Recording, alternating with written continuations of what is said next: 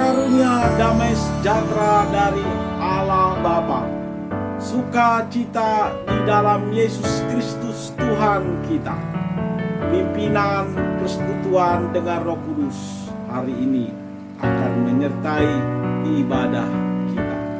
Amin. Shalom, puji nama Tuhan, selamat hari Minggu, selamat kita beribadah di rumah kita masing-masing pada hari ini Minggu tanggal 18 Oktober 2020. Marilah kita memulai ibadah kita pada saat pagi yang indah ini dengan bersama-sama membuka nyanyian kemenangan iman kita di nomor 96, Aku memerlukan Dikau ya Tuhan, ayat yang pertama dan ayat yang kedua.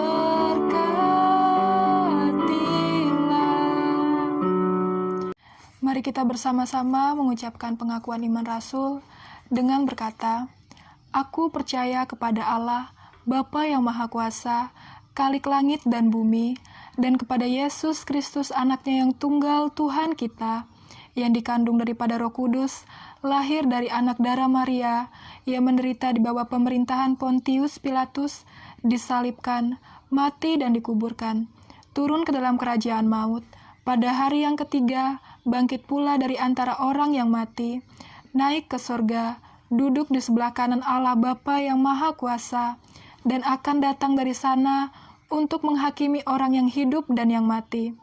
Aku percaya kepada Roh Kudus, gereja yang kudus dan am, persekutuan orang kudus, pengampunan dosa, kebangkitan daging, dan hidup yang kekal. Mari bersama-sama kita berdoa. Terima kasih Bapa atas kebaikan-Mu yang telah Engkau berikan di dalam setiap kehidupan kami. Kami bersyukur ya Bapa, di mana sepanjang minggu ini Engkau telah menyertai kami, Engkau telah memberikan napas kehidupan bagi kami, sehingga kami boleh ada sampai saat ini, itu semua karena anugerah-Mu. Ya Bapa, di hari ini kami rindu ingin beribadah, memuji dan memuliakan nama-Mu di rumah kami masing-masing.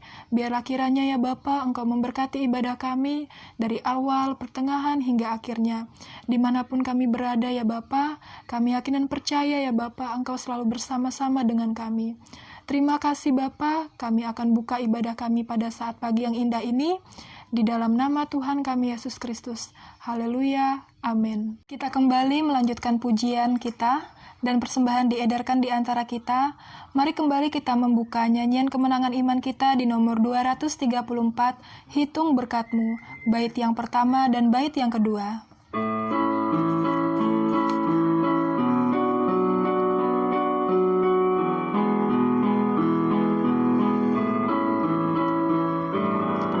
Bila topan keras melanda hidupmu, bila putus asa dan letih lesu, berkat Tuhan satu-satu hitunglah, kau niscaya kagum oleh kasih-Nya. Berkat Tuhan mari hitunglah, kau kan kagum oleh kasih-Nya.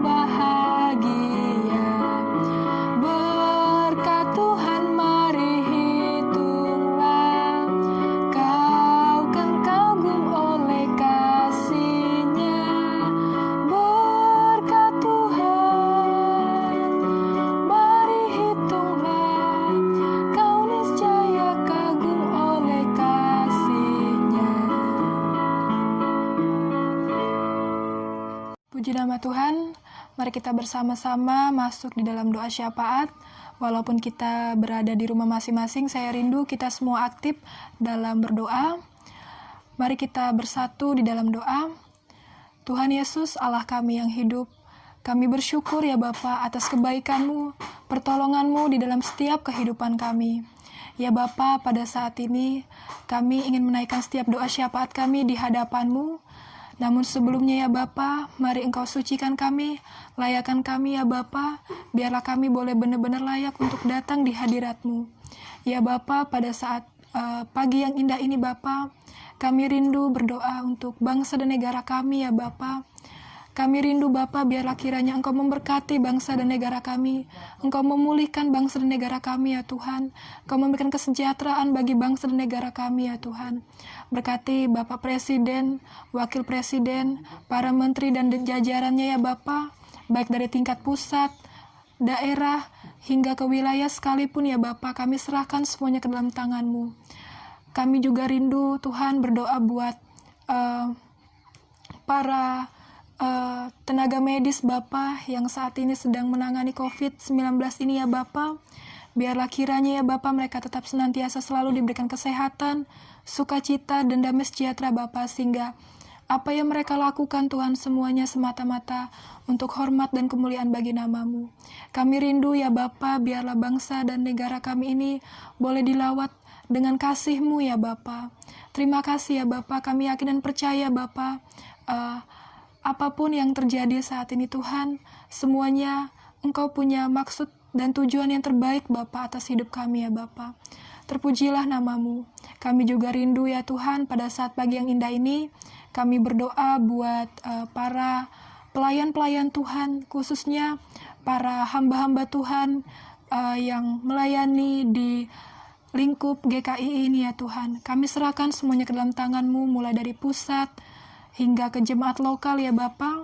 Biarlah segala sesuatu yang mereka kerjakan ya Tuhan, semuanya mereka boleh kerjakan dengan hikmat dan tuntunan daripada Roh Kudus sendiri. Kami serahkan semuanya ke dalam tangan-Mu, dan kami juga berdoa ya Bapa buat setiap gereja-gereja Tuhan, khususnya gereja GKI Gunung Sinai. Engkau memberkati ya Bapa, mulai dari anak-anak, mulai dari remaja, pemuda, hingga lansia ya Bapa, kami serahkan semuanya ke dalam tangan-Mu. Engkau memberkati Bapa setiap apa yang menjadi kondisi mereka saat ini. Engkau mempercukupkan ya Bapa setiap kebutuhan mereka ya Bapa. Kami serahkan semuanya ke dalam tangan-Mu. Dan kami juga berdoa ya Tuhan buat setiap pekerjaan mereka ya Bapa. Biarlah Engkau menjaga mereka, melindungi mereka keluar dan masuk mereka ya Bapa. Bahkan dalam kesehariannya ya Bapa, Engkau memberkati. Terima kasih ya Bapa, kami serahkan semuanya ke dalam tangan-Mu. Berkati juga ya Bapa, Bapak Gembala dan Ibu Gembala kami. Biarlah Engkau memberkati mereka ya Bapa, Engkau mempercukupkan segala kebutuhan mereka. Bapak asisten sekeluarga ya Bapa, Engkau memberkati. Bahkan para pengurus BPJ yang ada, Engkau memberkati juga ya Bapa. Terima kasih ya Bapa, kami juga berdoa buat setiap kegiatan jemaat-Mu yang ada di gereja GKI Gunung Sinai, mulai dari ibadah raya, bahkan ibadah pemuda ya Bapa, kami serahkan semuanya ke dalam tangan-Mu. Ya Bapa, biarlah di masa pandemi ini ya Bapa, kami semakin hari boleh semakin lebih sungguh-sungguh lagi Tuhan di dalam Engkau. Kami boleh semakin hari semakin cinta Engkau, dan kami semakin hari boleh semakin kuat di dalam Engkau. Terima kasih ya Bapa, terpujilah nama-Mu. Ya Bapa, sebentar lagi kami akan mendengarkan kebenaran dari firman-Mu. Engkau memberkati hamba-Mu yang telah Engkau persiapkan untuk menyampaikan kebenaran firman-Mu. Biarlah apa yang dia sampaikan ya Tuhan, semuanya adalah isi hati-Mu ya Bapa. Terima kasih ya Bapa, berkati kami yang mendengarnya. Biarlah kami boleh menyambut firman-Mu ini dengan sukacita, dan kami boleh dikuatkan bersama-sama ya Tuhan. Terima kasih ya Bapa, kami akan mengakhiri doa syafaat kami pada saat pagi yang indah ini, dan kami mengakhirinya dengan doa yang Engkau ajarkan kepada kami. Bapa kami di surga, dikuduskanlah namamu, datanglah kerajaan-Mu, jadilah kehendak-Mu di bumi seperti di surga. Berikanlah kami pada hari ini makanan kami yang secukupnya, dan ampunilah kami akan kesalahan kami, seperti kami juga mengampuni orang yang bersalah kepada kami. Dan janganlah membawa kami ke dalam pencobaan, tetapi lepaskanlah kami daripada yang jahat, karena Engkau yang mempunyai kerajaan, kuasa, dan kemuliaan sampai selama-lamanya. Amin. Puji nama Tuhan. Waktu selanjutnya kita akan mendengarkan kebenaran dari firman Tuhan yang akan disampaikan oleh hamba-Nya. Mari kita persiapkan hati dan pikiran kita. Mari kita mengangkat satu pujian, Waktu Tuhan.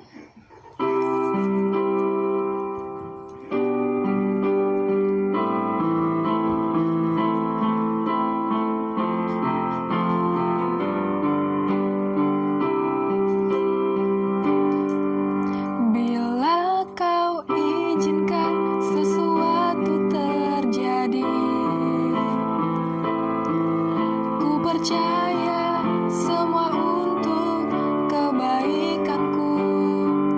Bila nanti telah tiba waktuku, ku percaya kuasa-Mu memulihkan hidupku. Waktu Tuhan pasti yang terbaik, walau kadang tak mudah dimengerti. Lewati cobaan, ku tetap percaya waktu Tuhan pasti yang terbaik. Waktu Tuhan pasti yang terbaik, walau kadang tak mudah dimengerti. Lewati cobaan, ku tetap percaya waktu Tuhan pasti yang terbaik. Salam, selamat pagi, salam damai dalam kasih Kristus. Kita patut bersyukur oleh karena belas kasih Tuhan, kita masih ada sampai pada saat hari ini. Sebelum kita masuk dalam kebenaran firman Tuhan, terlebih dahulu kita berdoa. Segala pujian hormat hanya bagi-Mu Tuhan. Pada saat pagi hari ini kami patut bersyukur kepada Tuhan. Oleh karena belas kasih Tuhan, kami bisa ada sampai pada saat hari ini. Kami bersyukur Tuhan. Di pagi yang indah ini ya Tuhan, kami akan belajar dari kebenaran firman-Mu. Berikan hikmat bagi kami untuk mengerjakan kebenaran firman-Mu. Mampukan kami Roh Kudus untuk kami dapat melakukan kebenaran firman Tuhan. Kami serahkan pemberitaan firman Tuhan ini hanya di dalam nama Tuhan Yesus Kristus, Allah kami yang hidup. Haleluya. Amin. Puji Tuhan, kebenaran firman Tuhan pagi ini terdapat dalam Injil Yohanes 5 ayat 1 sampai 18. Yohanes 5 ayat 1 sampai 18. Di sini menceritakan suatu kisah nyata di mana Tuhan Yesus menyembuhkan seorang yang menderita sakit lumpuh selama 38 tahun. Ya. Tuhan Yesus berada di Yerusalem dekat pintu domba di sebuah kolam yang dalam bahasa Ibrani-nya bernama kolam Bethesda. Ya. Ayat mas kita pada saat pagi ini terdapat di ayat yang ke-14. Ya. Saya akan membacakan ayat tersebut sebagai dasar kebenaran firman Tuhan kita pada saat pagi hari ini. Yohanes 5 ayat 14. Kemudian Yesus berjumpa dengan orang itu, yaitu orang yang lumpuh yang telah sembuh dari sakitnya selama 38 tahun di dalam rumah Tuhan, dan Tuhan Yesus berkata kepadanya, "Sekarang engkau sudah sembuh, jangan berbuat dosa lagi, supaya padamu jangan terjadi yang lebih buruk." Ya. Tema firman Tuhan pagi ini yaitu engkau telah sembuh, jangan berbuat dosa lagi. Nah, setiap manusia pasti pernah mengalami yang namanya sakit. Tidak ada yang tidak pernah mengalami sakit. Ya. Apa itu sakit? Sakit adalah keadaan tubuh yang tidak sehat, tidak nyaman karena suatu penyakit yang diderita. Ya. Penyakit adalah sesuatu yang mengganggu fisik dalam diri seseorang sehingga ia sakit, terganggu, ya, dalam menjalani aktivitas kesehariannya. Tuhan mau kita hidup dalam kesembuhan. Tuhan mau kita hidup dalam keadaan yang sehat, yang baik, ya. Apa buktinya? Kalau Tuhan tuh ingin kita ini hidup dalam suatu kesembuhan, kita ini hidup dalam sehat, ya, dalam tubuh yang sehat. Buktinya apa? Ya, buktinya bahwa Tuhan Yesus itu sudah mati di kayu salib untuk menanggung dosa, kutuk, dan sakit penyakit. Nah, pertanyaannya, mengapa seseorang bisa sakit? Penyebab penyakit dalam Alkitab ada dua bagian prinsip, yaitu prinsip umum dan prinsip khusus. Yang pertama, penyebab penyakit secara prinsip umum dalam Kejadian 3 ayat 16-19.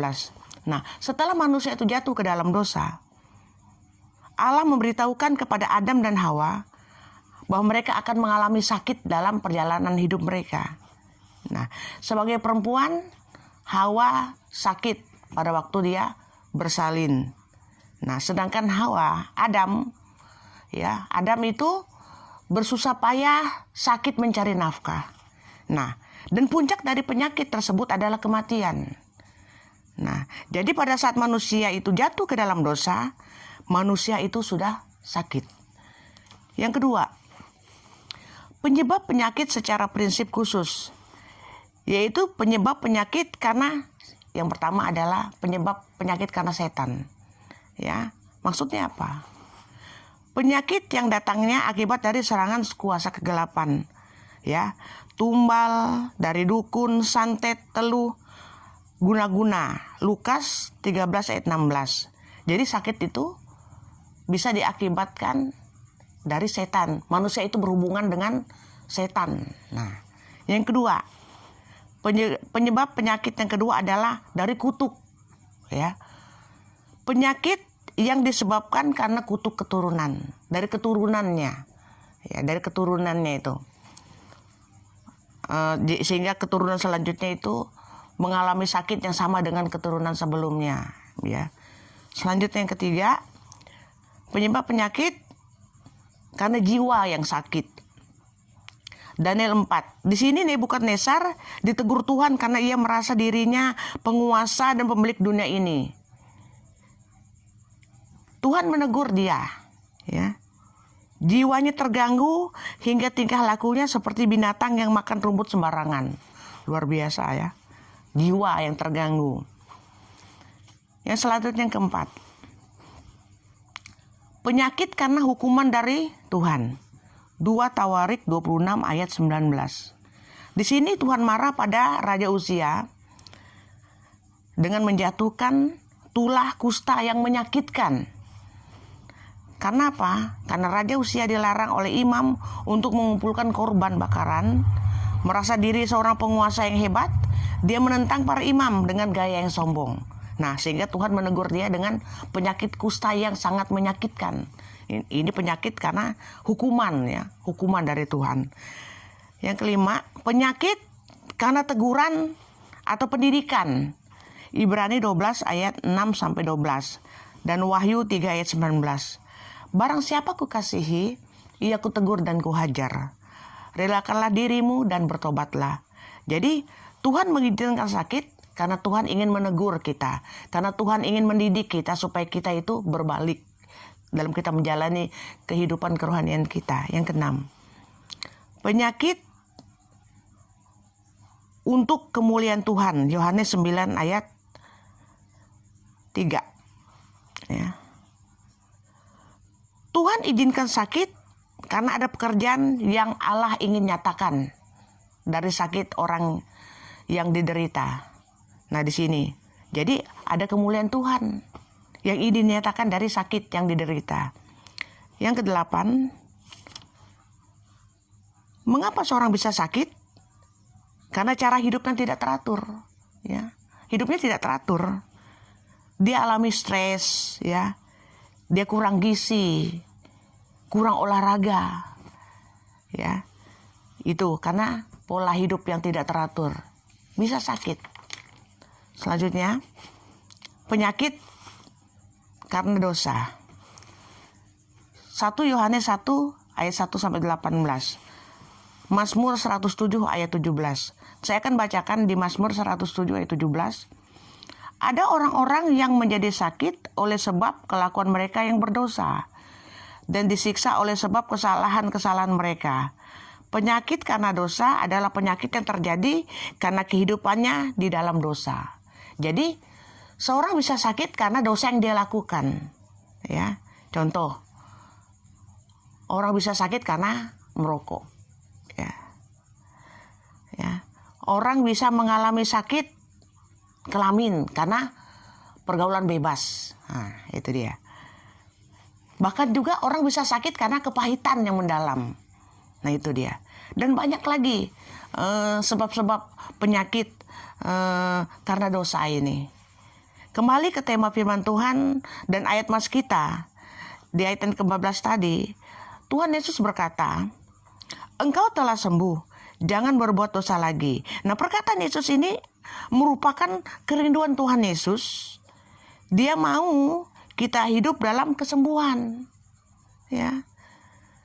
Tuhan mau kita hidup dalam keadaan yang sehat. Nah, ada beberapa ayat yang mendukung dari perkataan Tuhan Yesus. Yesaya 53 ayat 5. Saya akan bacakan untuk kita. Tetapi dia tertikam oleh karena pemberontakan kita.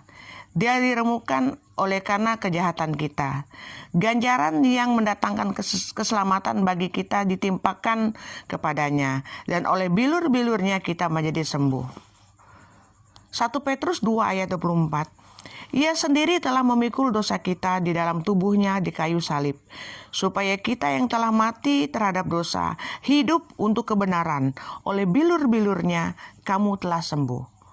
Mazmur 103 ayat 3.